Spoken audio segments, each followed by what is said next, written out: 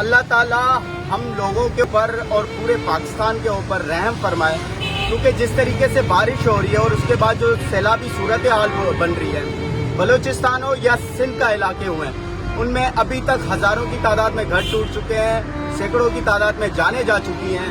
और हमारी टीम इस टाइम निकल रही है सिंध के मुख्तलिफ इलाकों में, जो जितना हम लोगों को इससे फ़ायदा पहुंचा सके, जितना रेस्क्यू कर सके लोगों को। खेमे उठाए हुए हैं, साथ में खाने के लिए राशन वगैरह उठाया हुआ है, जैसे कि उनकी ज़िंदगी में थोड़ी सी बेहतरी कर सकें।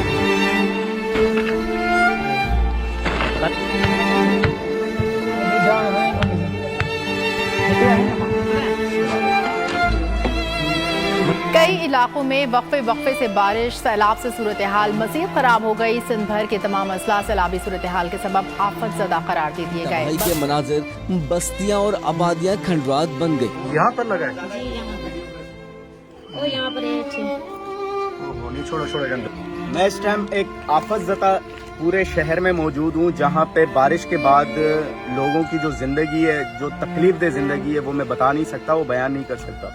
जिस तरीके से लोगों के जानवर मर चुके हैं, लोग घरों से बेघर हो चुके हैं और बड़ी मुश्किल से जो भी उनको थोड़ा बहुत सामान मिल रहा है, वो सामान वगैरह उठा के रोडों पे आके शिफ्ट हो रहे हैं। ना उनके पास खाने के लिए कुछ है, ना वहाँ पे उनके पास कोई ऐसे है कि घर वगैरह में रह सके। चारों तरफ पानी है,